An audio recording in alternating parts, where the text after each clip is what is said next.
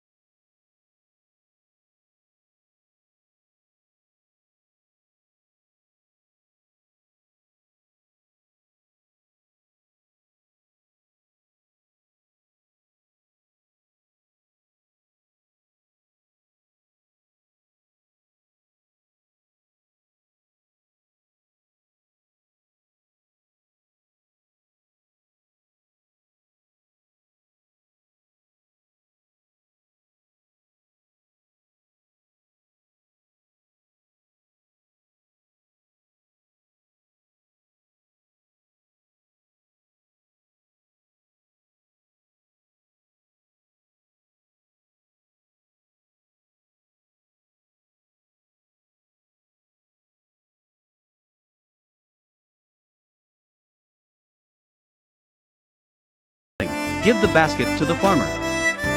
He looks at the store from a distance, then he took out a mirror, not looking at the teeth, but training to smile. David is satisfied with his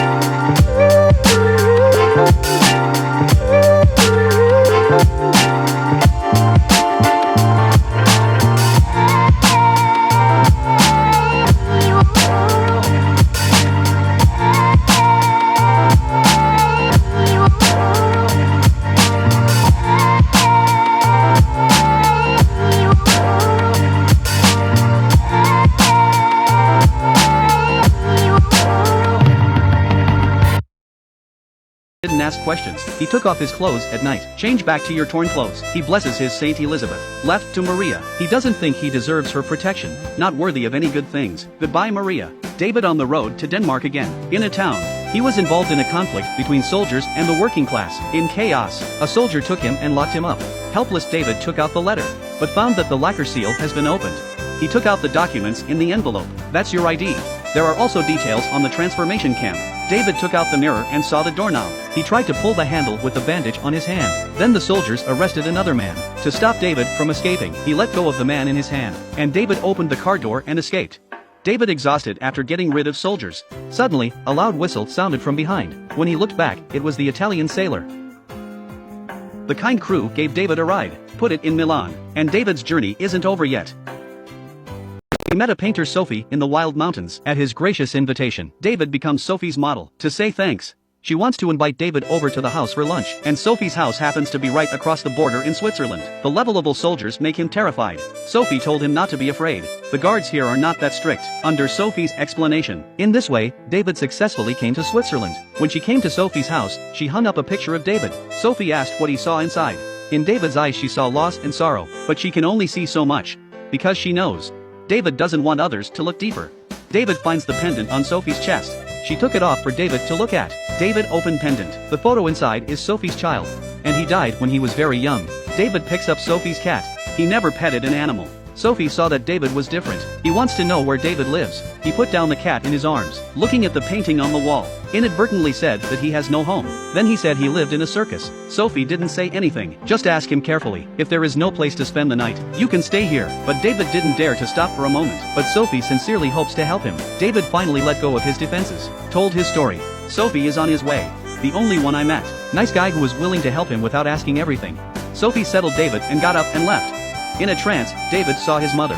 He smiled from the heart again. The next day, they came to the library. Go out and pick up a book you've seen on the road. The author's photo on the back is exactly David's mother. Sophie tells the story of the author, and the scattered memories in David's mind finally put together a complete story. Because of David's father, in Bulgaria is revolt. Family arrested, but the officers here are mother's playmates. He falsified documents to save him. David's father executed.